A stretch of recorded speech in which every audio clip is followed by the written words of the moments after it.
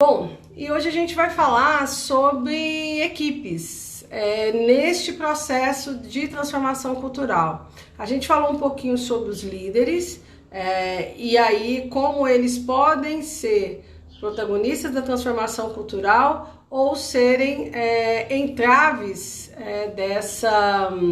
dessa transformação cultural.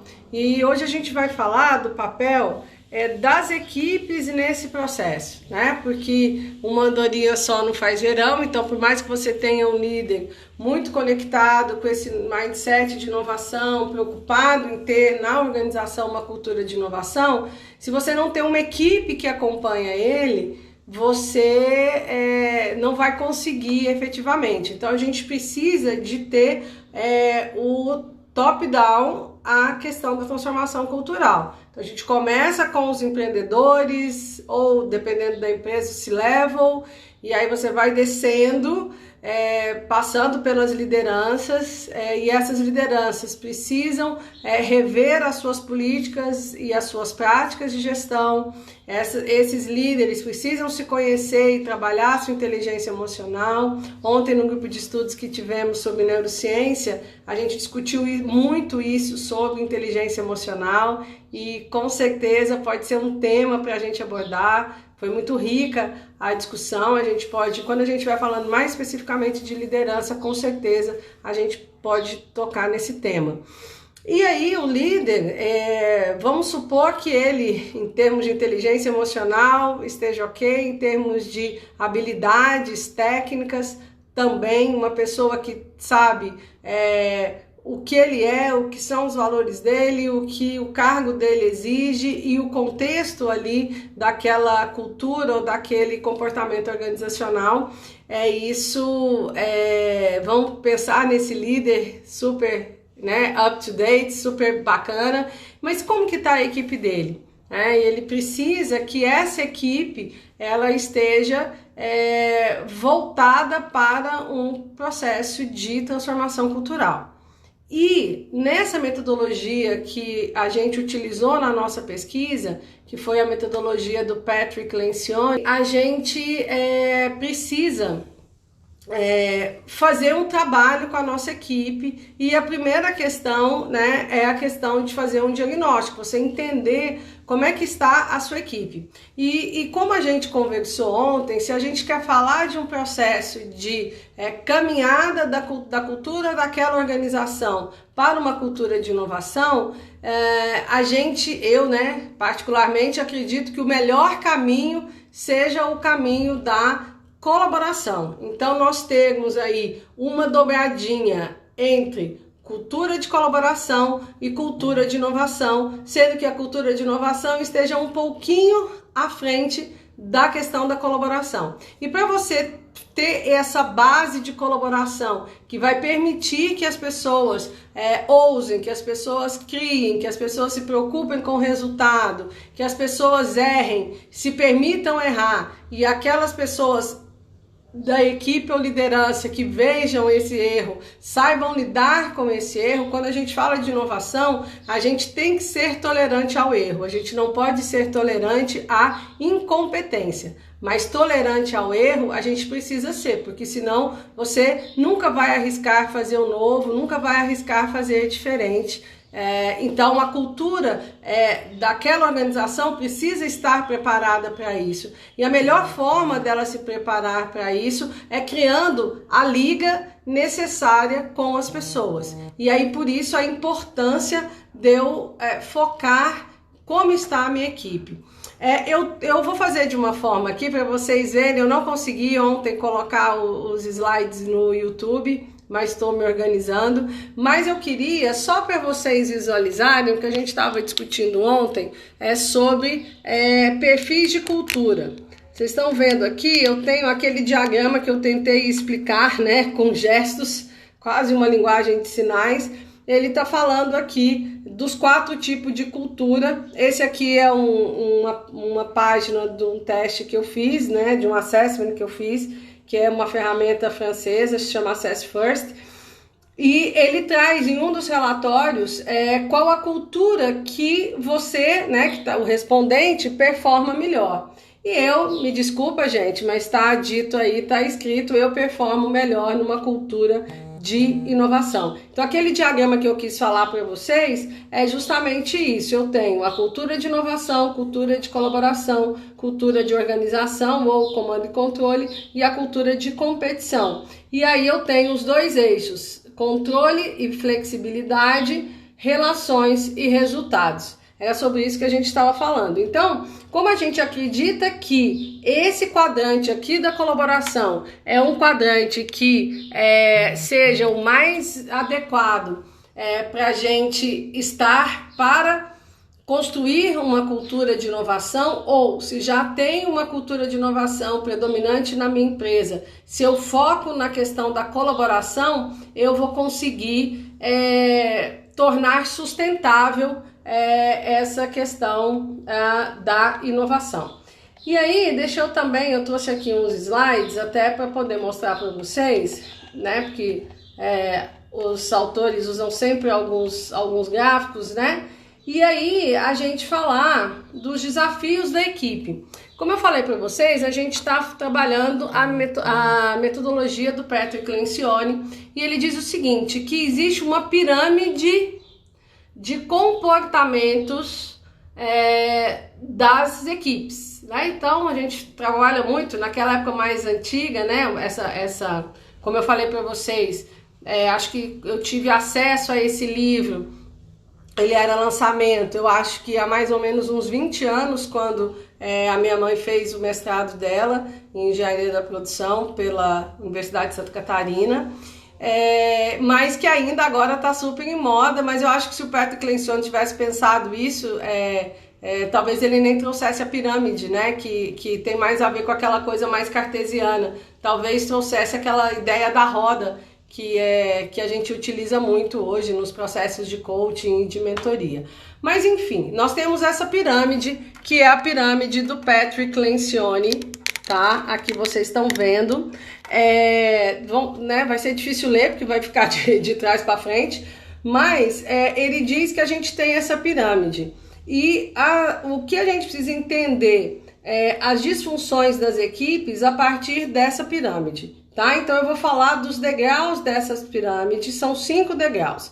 Então, quando a gente está falando de ausência, o primeiro degrau é a ausência de confiança. Por que a ausência de confiança é uma disfunção? Porque quando eu não confio nas pessoas com quem eu trabalho, eu simplesmente não me exponho.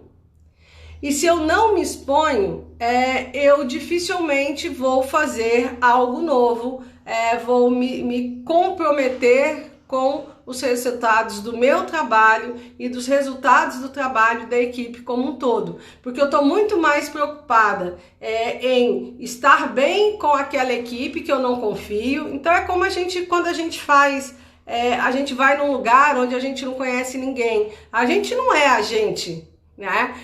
Quando a gente tem um primeiro encontro, por exemplo, que a gente não sabe como é aquela pessoa que a gente vai encontrar, então para onde que eu chamo essa pessoa para ir? Eu chamo para ir para a igreja, eu chamo para o shopping, eu chamo para ir para um hotel, para onde que eu chamo? Eu não sei, eu vou de cabelo preso, cabelo solto, eu vou de saia comprida, eu vou de saia curta. Então é essa a ideia. Quando você não se sente parte daquela situação, daquela equipe, o que o Lencioni diz? Que nesse primeiro degrau, que é depois onde tudo vai dando errado, o primeiro degrau é a ausência de confiança. Então a gente precisa ter a confiança nas pessoas que trabalham comigo. Então lembra que a gente falou que apesar da cultura de competição estar próxima ali da cultura de inovação, para a gente fazer esse caminho, eu acredito que a cultura de resultado não seja, a de competição não seja a melhor, porque a cultura de competição, ela cria uma competição interna com a equipe. Então, as chances dessa equipe se ligar realmente e confiar uns nos outros é muito pequena. Quando eu não confio na minha equipe, o que acontece? Eu tenho medo do conflito. E a gente sabe que não dá pra gente conviver de verdade com as pessoas sem nenhum tipo de conflito. Isso não existe. E aí, quando a gente fala de conflito, gente, não é necessariamente aquele conflito ruim, da briga, etc. Isso ninguém quer, obviamente, né? De relacionamentos tóxicos e tal, mas é do próprio diálogo, né? Então, quando essa ideia de conflito por Lencioni é a ideia que o Peter Senge traz quando ele fala do poder do diálogo, que é um livro também muito legal, antigo, mas também muito legal, que ele diz o seguinte: a gente acha que o diálogo ele tem que ser sempre baseado no consenso, e não necessariamente, ele não precisa ser baseado no consenso.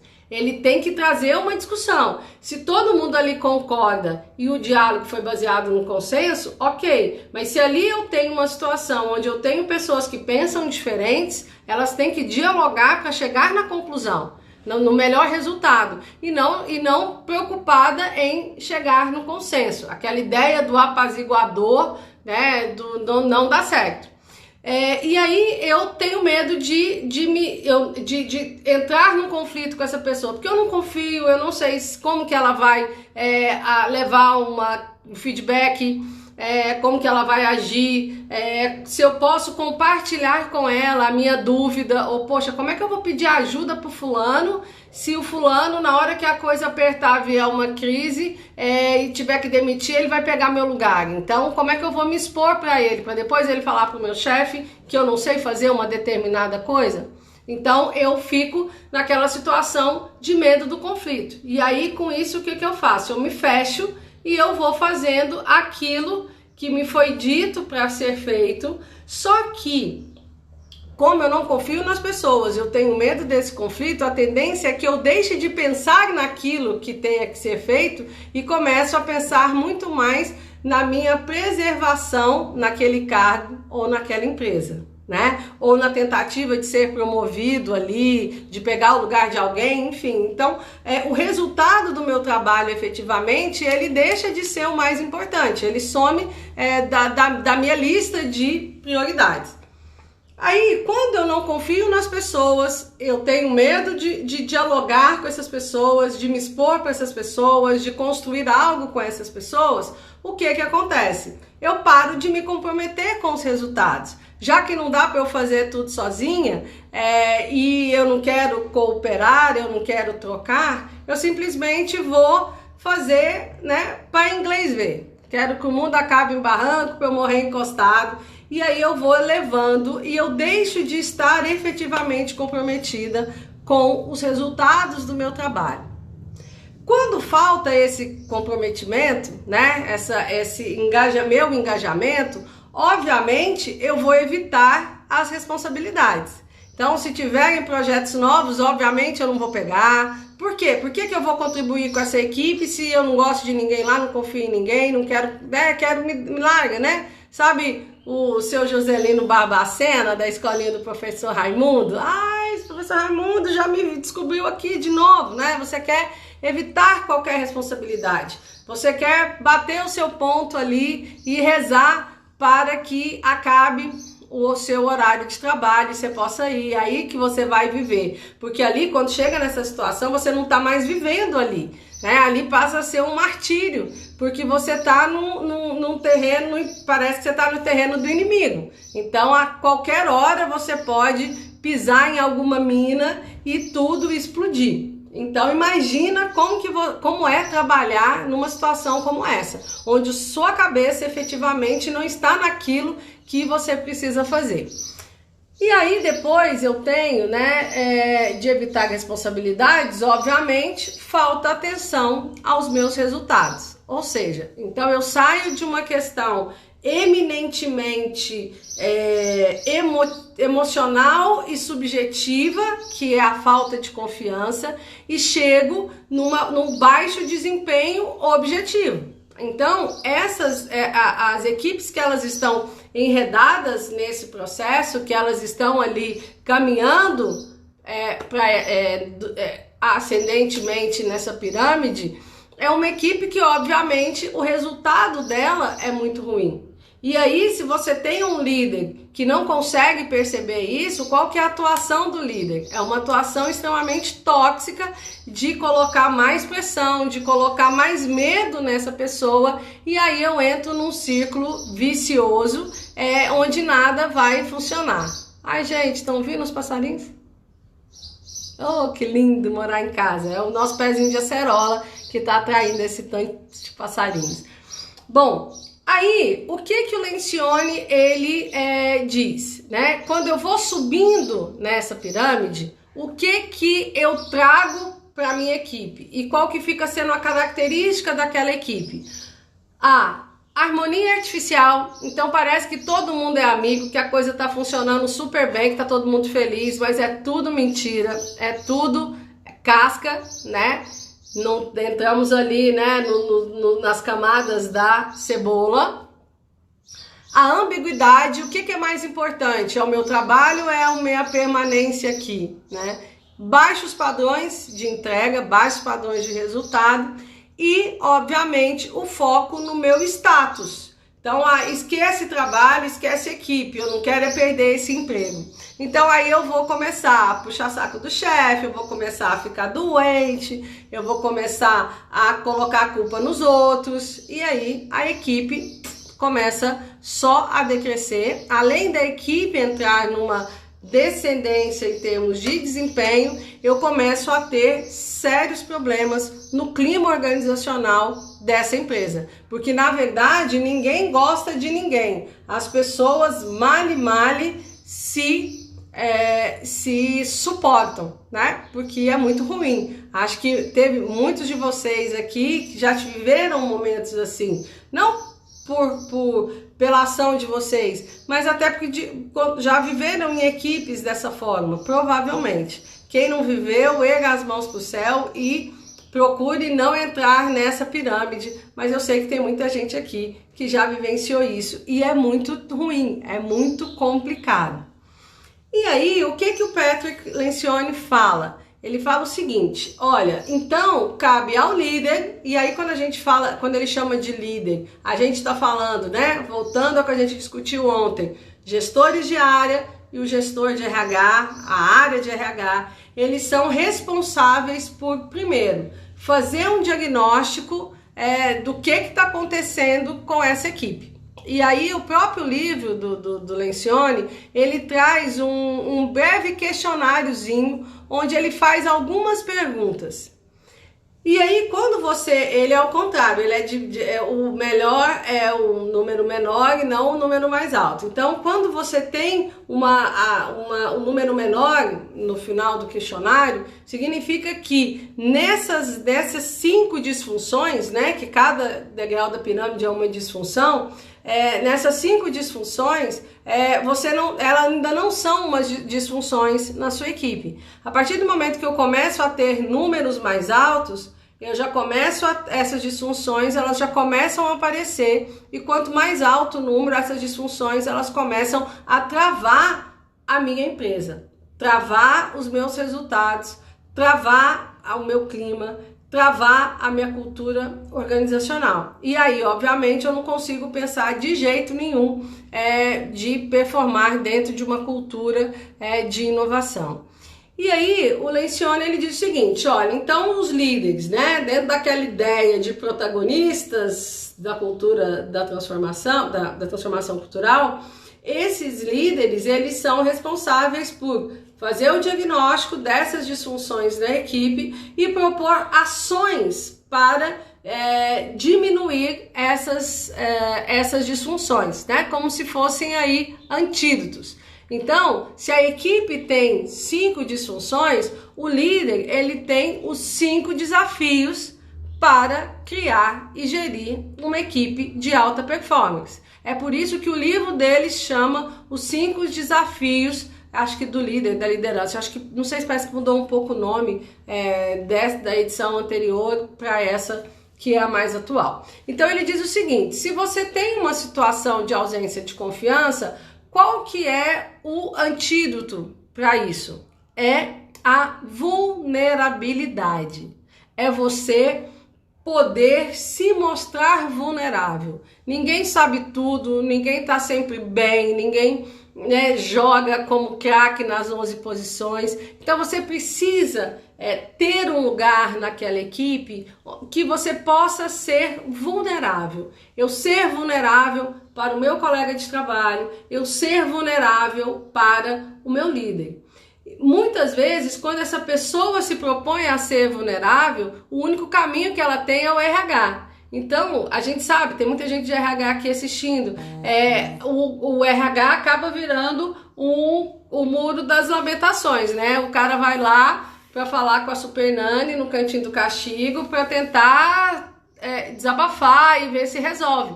Mas não é o RH que vai resolver. Quem tem que resolver isso é o líder. Só que se ele não confia na equipe que ele tá, imagine confiar no líder. Então o líder ele tem que começar a criar ambientes que sejam ambientes que permitam que essas pessoas possam demonstrar a sua vulnerabilidade. Poder falar o não sei, poder falar não tô bem hoje, poder falar não consegui, me ajuda. Poder falar, olha, o jeito que você está me ensinando, líder, não tá bacana, olha, tá muita carga de trabalho, não estão claras as minhas descrições de função, meu job description, então, para isso você precisa de ter confiança, se a gente não tiver confiança, a gente realmente não se expõe. Aí a gente tem, para a falta de comprometimento, o que a gente tem Então, para ausência de confiança, a gente tem a vulnerabilidade. E o que seriam pontos que seriam legais para promover essa vulnerabilidade nas equipes? É criar na empresa espaços de fala. Hoje estou aqui com a camiseta da Fundação Dom Cabral e nós tivemos nesse curso que eu amei, quem me acompanha já me ouviu falar 1.400 vezes desse curso, que é o RH AAA, e a gente teve um módulo falando especificamente sobre espaços de fala na organização. A organização que você está, ela gera essa possibilidade de fala? E quando essa pessoa fala, ela é efetivamente escutada? Então, o Lencioni coloca algumas sugestões aqui, que, não sei mais se foi o Lencioni, se fui eu que coloquei, eu já trabalho isso há tanto tempo, então não sei, tá? Se não for o Lencioni, não vamos colocar nada na boca dele. Mas enfim, o que eu acredito que possa funcionar são exercícios de histórias pessoais, ou seja, põe as pessoas para conversar. Então, né, a gente tem aí situações tipo a famosa cumbuca, né, onde você senta, as pessoas comentam sobre algum livro, e aí você aproveita e pode, ou um filme ou uma série, você aproveita e pede para ela falar um pouquinho sobre ela. Exercício de afetividade da equipe, então aquilo de seja um aniversariante do mês, seja um happy hour, seja uma pausa, sei lá, para uma reza, para uma meditação, enfim, seja o próprio cafezinho, onde não se vai lá somente para falar mal dos outros. Isso aí são todos exercícios de afetividade. Feedback 360, né? Você incentivar que as pessoas falem umas das outras e uma para as outras, para que não haja fofoca e que haja sim feedback. E vários exercícios que você pode fazer aí com a sua equipe. Do medo do conflito, você tem que ir para a harmonia real. Então, tem que mostrar para as pessoas, olha, conflito dói, conflito é chato, eu preferiria não ter que discutir com você, eu preferiria que você entendesse tudo aquilo que eu faço e que você concordasse com tudo aquilo que eu faço, mas não estamos no país nem da lista dos Países Maravilhas, né? Não estamos no mundo de Poliana e a coisa não funciona assim, né? Não estamos num desenho da Disney, onde as coisas, por mais que eu não faça nada, elas vão dar certo no final, né? E onde eu não tenho, quando eu tenho um vilão que não tem nada a ver com aquele grupo que eu estou, é um vilão normalmente externo, né? Então eu preciso ter uma harmonia real nesse processo. Então, eu preciso incentivar esse conflito positivo, eu preciso ter reuniões de resultados, eu preciso ter feedbacks estruturados, eu preciso ter uma cultura de feedback, porque senão, quando você não tem essa cultura de feedback, um feedback sempre baseado em uma situação, feedback para reconhecer, feedback para corrigir. Se eu não faço isso, se eu não ter uma cultura de feedback, eu passo a ter uma cultura de feedback. Então, quando a pessoa é chamada para conversar, ela já vem completamente armada, né? O ouriço lá, o porco-espinho, ele vem, vai, né? Todos aqueles espinhos. Por quê? Porque não é comum as pessoas conversarem, não é comum as pessoas trocarem, não é comum as pessoas se exporem, né? Então, o feedback, incentivar o feedback horizontal, direto e reverso. Líderes que estão me escutando, promovam o feedback reverso. Efetivamente, crie um ambiente de harmonia real, onde o seu liderado estará efetivamente disposto a conversar com você. Porque senão isso não adianta. A gente estava conversando ontem no grupo de estudos em neurociência, falando isso, né? De quando você tem uma equipe, né, que está com esses problemas da pirâmide, né, que estão com essas disfunções, nenhuma ferramenta bacana que é a avaliação 360 ela funciona, porque a pessoa ela fala assim, não vou falar mal da Dilce não, porque depois a Dilce vai falar mal de mim. Então fica todo mundo fazendo aquele joguinho do contente, o joguinho de todo mundo é muito bom, todo mundo é competente, e na verdade não é isso que está acontecendo, né? O brainstorm, você incentivar que as pessoas conversem, que as pessoas falem, que as pessoas tragam informações, né, que contribuam. E aí o líder, novamente, se ele não tem uma postura participativa, se ele não exerce a escuta efetiva e se ele não dá um espaço, não adianta eu fazer o brainstorm, né? Tem lideranças participativas que diz o seguinte: participo que eu mando você fazer isso, tô participando que você deve fazer aquilo, né? Então, ou seja, tem que ser participativo mesmo, que senão o brainstorm, avaliação feedback 360, avaliação 360, nada disso vai funcionar. Você trabalhar o inventário comportamental, eu não sei se vocês conhecem essa ferramenta, é uma ferramenta que isso, então acho que realmente esses pontos aí são mais meus do que Lencioni. Do Rogério Leme, né, que é um cara que eu tive a oportunidade de trabalhar, é uma pessoa muito, extremamente competente, super do bem, e ele tem uma ferramenta que chama Inventário Comportamental, que ele criou nessa parte de mapeamento e gestão por competências, que é onde você avalia, você pede que a pessoa fale, pense numa pessoa da equipe e diga duas coisas que ela faz que você gosta.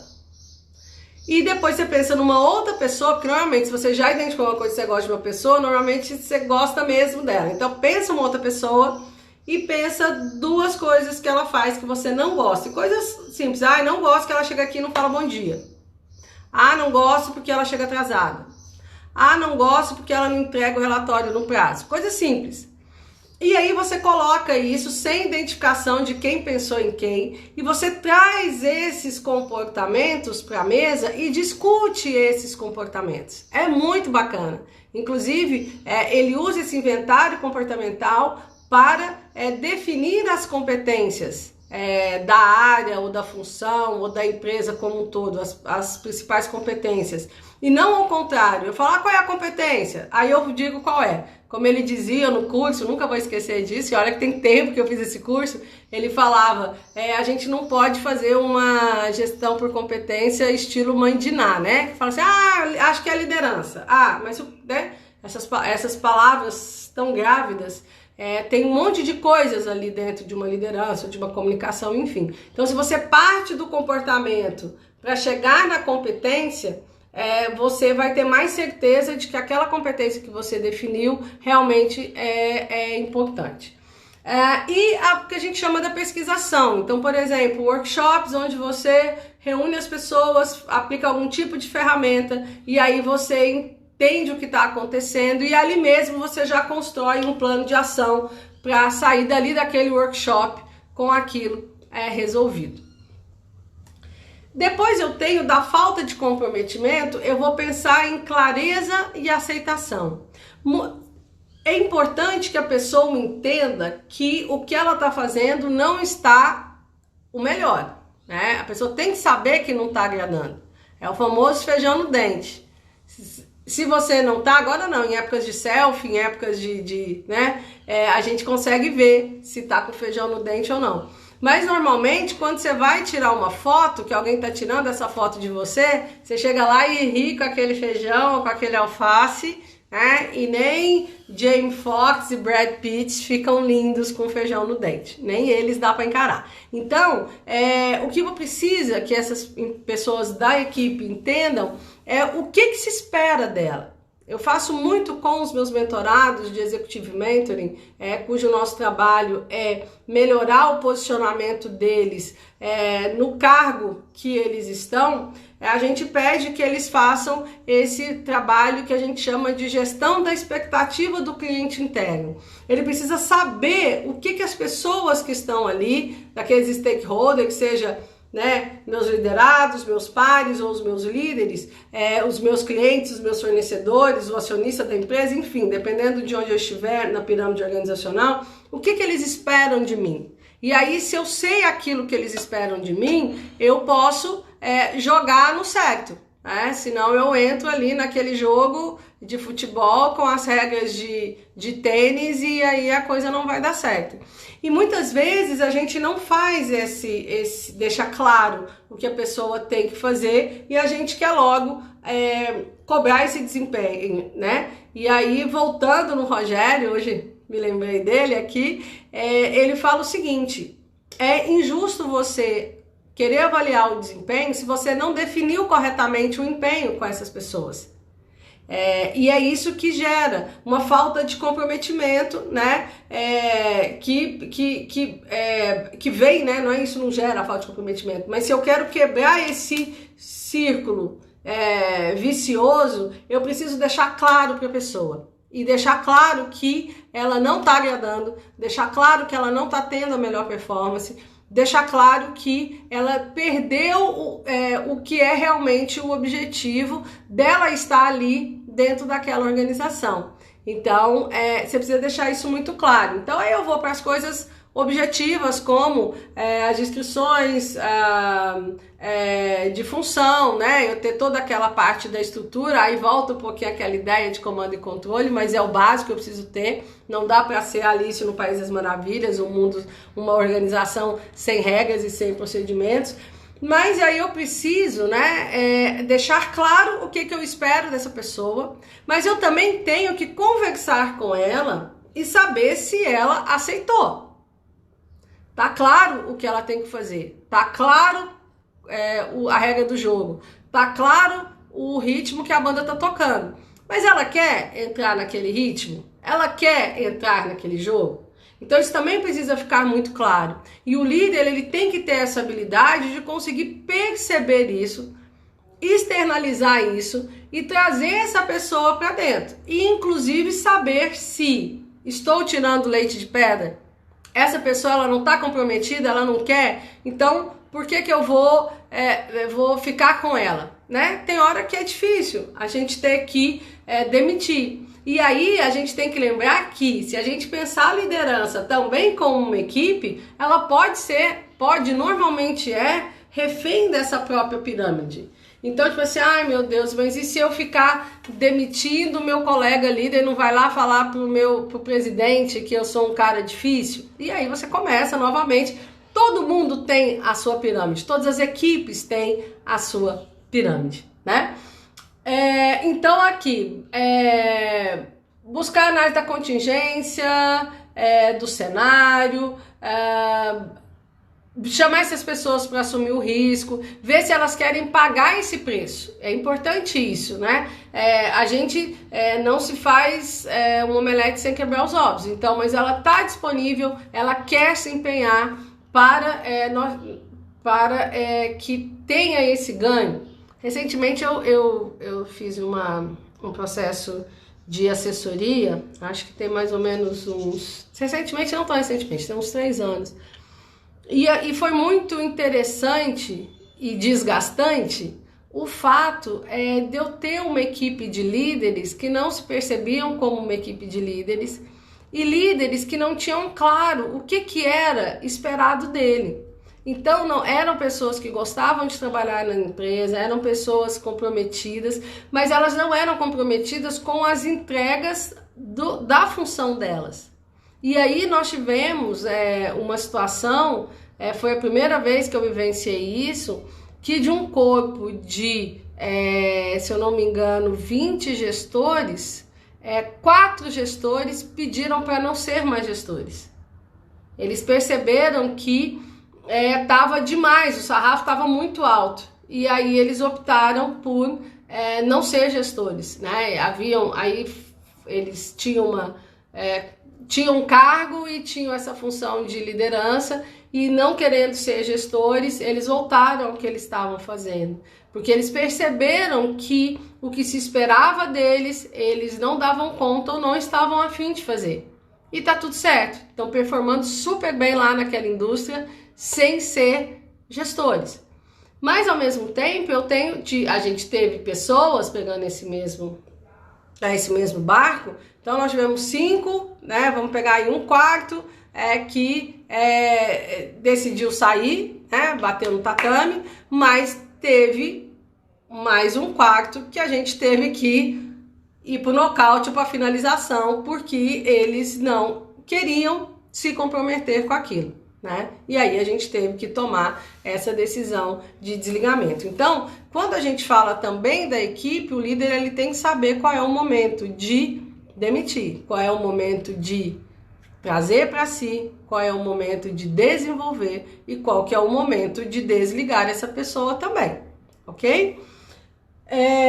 Bom, e aí do evitar as responsabilidades para pressão sobre os colegas. Olha como isso é difícil.